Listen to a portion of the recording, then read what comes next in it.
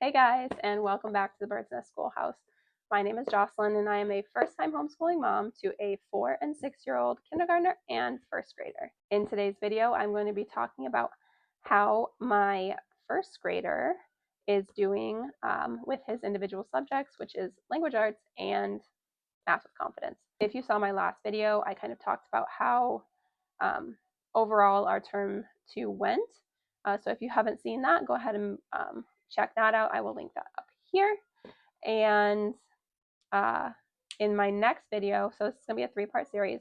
So my first video talked about how our term went overall and how my kindergartner is doing with her individual subjects. And then in my next video, I'm going to talk about our family subjects and how those are going and any changes that we might be making to those. So stay tuned for that. So we are going to jump right in with how language arts is going, and then our math is going for my first grader. So he just turned 6 2 weeks ago, so he is a young first grader, and so I kind of had to keep that in mind, put that in check for me, because while I'm learning a lot about them in this term, I'm also learning about me and like managing my expectations, because my kids are both young learners. So I have to make sure I keep myself in check on expectations and just keeping things realistic on what they can and can't do. So let's go ahead and start with language arts. For our main language arts curriculum, we are using the pinwheels, and he is just finishing up he just finished level 1. So after we come back from our break after term 2, he is actually going to be moving into year 1 level 2. So he is very excited about that. We did do level 1 at rather accelerated pace. So we did skip some of the things that we went over all the concepts, but there are some days that we did like 2 or 3 lessons in one day because, he knows his letters, he knows his letter sounds, he's reading. So, there are some days they call for you to read a story like 3 times throughout the week. We only read the story 1 time, did the work for that story, and then moved on. So there's also some busy work in here that I didn't find that was necessary for him because he knows how to blend his sounds. So we did skip through that. But overall, Pinwheels, very, very solid, building that foundation for him. He learned what a suffix was. He learned about punctuation. So he does the period and the exclamation point. He's a big fan of exclamation points. And at the end of the level, he was getting into 4-letter like CVCC words. So pinwheels, no complaints there. It's going very, very well. We are also doing for handwriting without tears, which if you saw my daughter's video, we just spend like 10 minutes a day on handwriting, not a day, twice a week doing handwriting. They mainly use just the chalkboards for that. There's so much handwriting in pinwheels. I'm not really stressed about flying through handwriting without tears. We just do 10 minutes twice a week to just focus on like letter formation, but we get most of our handwriting from pinwheels. Okay, so he is also doing once a week, he'll do Explode the Code. He is almost finished with this level 1 book. I mentioned in my term 1 video that I think this book is almost too easy for him at this point, but he likes to finish books. Like he doesn't like to leave stuff out. He wants to finish. So we do this on Fridays, which is our light day, and so he just does like 3 or 4 pages, and then he finished level 1 of Pinwheels early, so he did like 3 or 4 pages a day until the end of our term.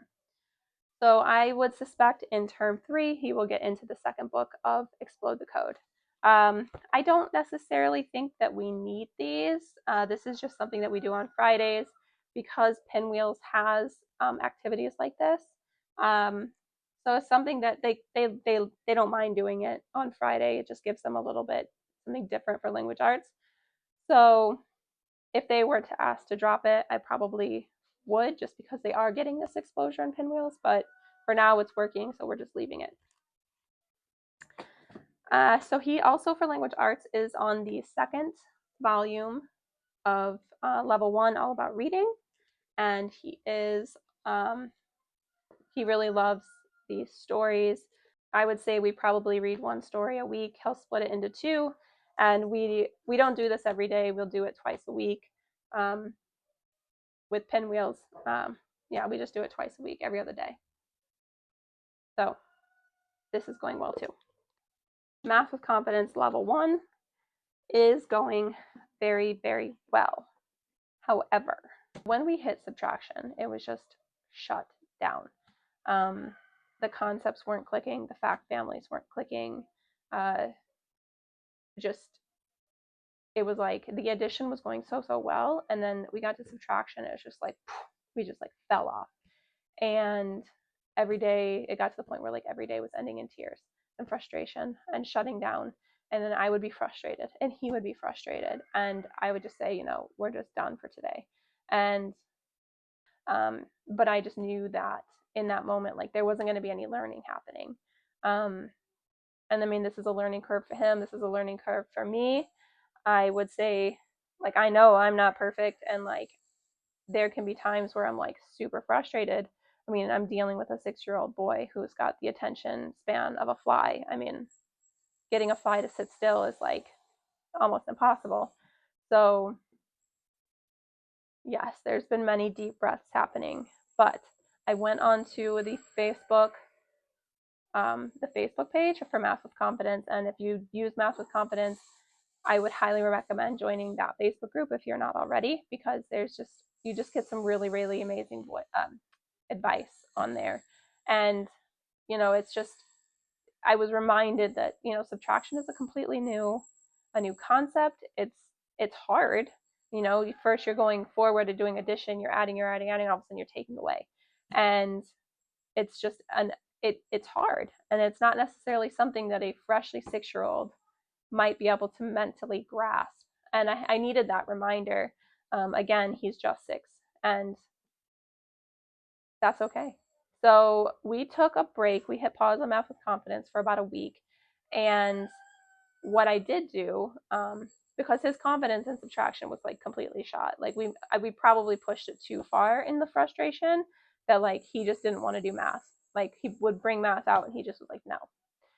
So I saw online somebody had recommended doing math games, subtraction games, to kind of like bring the fun back into it and build the confidence back up.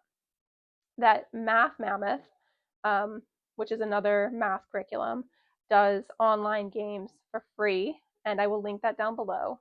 And you can do it by grade, and they have different types of games, but my son really, really loves games, especially online. Like I handed him my phone, I put the Mammoth game up, and he just had to like I think it was like exposing a picture by doing math. So like it would do like 7 minus 2, and then you had to find 5 on the picture, and it would show a part of like this photograph. So he got like really into that, and Mommy, can I play that game on your phone? Mommy, can I play that game on your phone?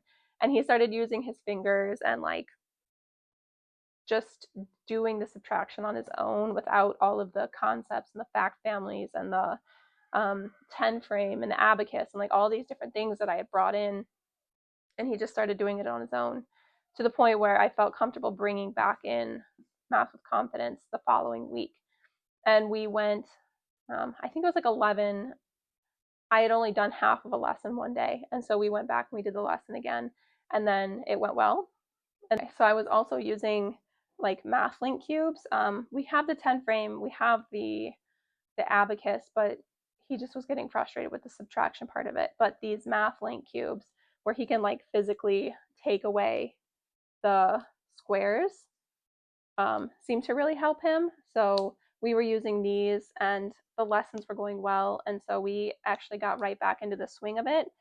And he really enjoys the games. I think it's subtraction climb to the top and subtraction tic-tac-toe that she gives. And yeah, so we took about a week off from any formal subtraction lessons and played games, played the Mammoth games, played cards, and it went really well. It's exactly what he needed, to just take a breath. And then we jumped right back in, and starting in term 3, he is going into unit 5, I believe. So he finished that subtraction unit, and now we're ready to go into the next unit. So both kids with kindergarten and with math, kindergarten and first grade are going into new units once the third term starts.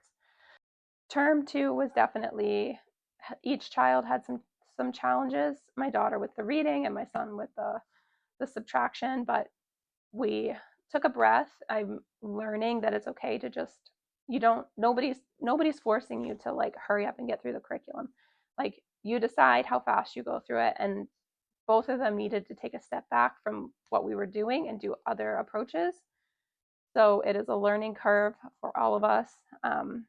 Again, my son's focus is definitely challenging. We have to watch what he has for breakfast, because if he has sugary cereal, I can pretty much kiss my days goodbye. You know, if he comes to the table and he's focused, I need to take advantage of that focus for as long as I possibly can, because once he's gone, goodbye. Like, he's not coming back to the table. It's the way we have our day structured is we do our, oh, that's another thing, is our neighbor. So we actually do our school out on the table on our porch. And then one of the other child is inside playing on the rug with a puzzle, with a building like Legos or Mega Blocks, or they like the MathLink cubes. If we're not using, they can do designs with that. Maybe I'll do a video on all the other activities. If you want a video of the other activities that they do while we're working with one child, I will. Just leave a comment down below. So yeah, I have them separate when I'm doing their lesson, and my neighbor is actually building a new porch. So they were jackhammering her porch for 2 weeks straight, so we couldn't be outside. And so we were all in the same room, which was just distraction. I mean, one person touched the other one's Legos, and then their house fell down, and then they would throw a fit, and then it was just, so definitely we're back outside again, thank God, because having them in the same room is like, whew, whew. I don't I don't know how parents do it with multiple children all at the same time in the same room, keeping everybody focused. Does that happen? Because I haven't found it. But yeah, keeping my son focused is a challenge in itself. And I definitely have found myself frustrated and shutting down at points where I need to step away, because it's just challenging. It's definitely a learning curve. So if you have any good advice for that, please let me know in the comments, because oh boy. Anyway, so that is, overall, it was a very successful term for him. First grade is going very well, and he's loving that. He's loving finishing his things. Like, he's super proud of himself that he's in level 2. You know, I love to see their confidence and just them being proud of themselves. And yeah, that's what more could you ask for? On that note, thank you for watching, and thank you for following our journey. Remember to like and subscribe this video if you want to continue following along, and I will see you guys in the next video. Bye.